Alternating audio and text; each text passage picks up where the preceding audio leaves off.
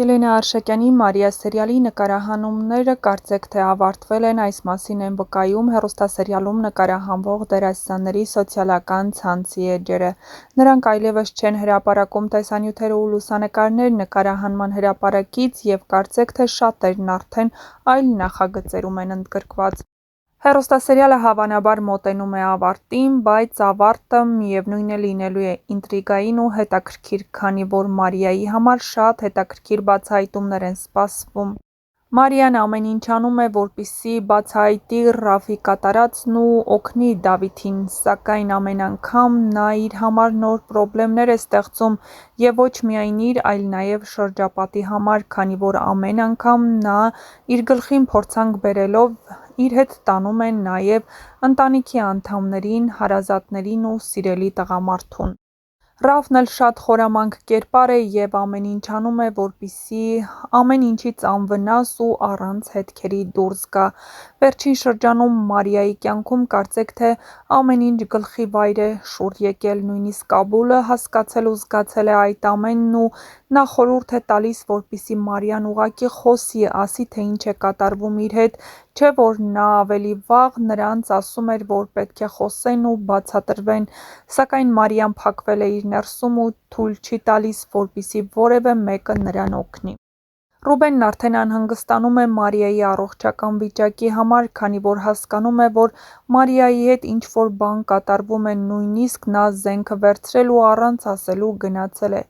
Իհարկե Մարիային չհաջողվեց որևէ վնաս հասցնել Ռաֆին, բայց միևնույն է այդ ամենը խոսում է նրա հոգեվիճակի մասին։ Ամենաինտրիգային ու թեժ սերիաները դեռ առջևում են, իսկ ձեզ համար բերել ենք նկարահանումներից մի փոքր հատվածներ, որպեսզի պարզ դառնա, թե ինչ է սպասվում առաջիկա սերիաներում, իսկ առաջիկա սերիաները լինելու են ամենադիտարժան սերիաները։ Մինչ կդիտեք ամենահետաքրքիր կադրից դուրս իրավիճակները, որոնք արված են նկարահանումների ընթացքում, տեսանյութի մեկնաբանություններ բաժնում, անպայման գրեք, թե այս հեռուստասերիալում որ կերպարին եք հասցրել ամենաշատը սիրել և որ կերպարի կամ դերասանի մասին կցանկանայիք ավելի շատ տեղեկատվություն ստանալ։ Չմոռանաք նաև բաժանորդագրվել մեր ալիքին, քանի որ հաջորդ տեսանյութերից մեկում կբացահայտենք հեռուստասերիալի ավարտի օրվա մասին և թե ինչպիսի ավարտ է ունենալու հեռուստասերիալը։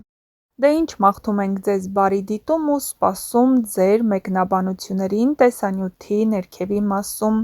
գրեք ձեր կարծիքները։ Ոնց եմ սիրում այն պահը, երբ մտքի մոտ եմ հասնում, ինչ-որ «Счастье, это папа». Չես վատ լուսավորություն։ Ես չեմ հասկանում ինչ է կատարվում այսօր տաքսիների հետ, որովհետև Սարյանի փողոցից դեպի Թամանյան ուղղակի աստղաբաշխական թվեր էին, հերիք չի։ Մի հատ էլ այս ժամ պետք է գնայի պատկերացնեք, ես որոշեցի, որ պետք է իմ համար պրագուլկա անելով ճիշտ է ուշանում եմ, բայց քայլելով հասնեմ տեղ։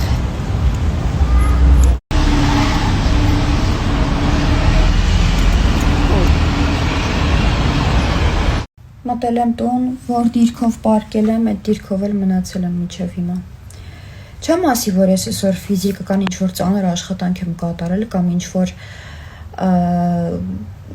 գերակտիվ օր եմ ունեցել,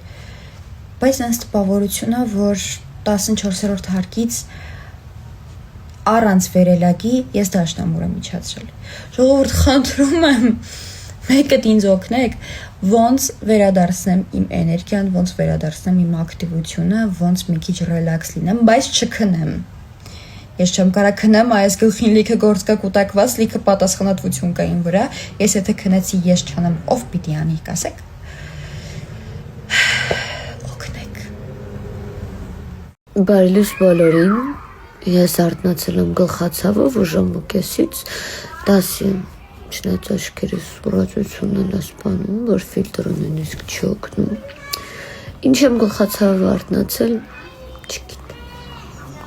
Գնամ հաց ուտեմ, տեղ խմեմ, որ կարողանամ գնամ դասի։ Ժողովուրդ հասկանում եք ինչ աբսուրդ է Սարյանից Թամանյան, արժեր այնքան, ինչքան որ օրինակ Բանգլադեշից կենտրոն։ Դա նորմալ չի։ Ու ասեմ ավելին Սարյանից Թամանյան ընդամենը ոդքի ճամփա էր, ընդամենը 10-15 րոպե մաքսիմում։ Ու ես շատ դեբիլ քայլ էի ուզում անել, ուզում էի տաքսիով գնալ այդ այսքան ճանապարհը։ Սարյան փողոցը իմ ամենաչսիրած փողոցներից է, այն առումով, որ ինչ ցեներ ասես գալիս է դրսից, ու ես ստիպված այս վիդեոն նկարում եմ արդեն 5-րդ անգամ։ Հա, ժողովուրդ, ինձ օգնեք, իմ հետ կիսվեք ինչ որ միջոցով, թե ոնց կարամ չքնեմ։ Կոֆեին չի վերաբերվում, կոֆեն բացառում ենք, հա։ Որովհետև ես ունեմ շատ գործեր անելու, ոնց որ նշեցի, բայց իմ քունը ահա որ անտանելի է տանում։ Օգնեք չքնեմ, որովհետև я люблю жить дорого, богато. Вот поэтому ես պետք է գիշեր-ցերեկ աշխատեմ։ Ես նոթբուքը վերցնում եմ, ու չավ լուս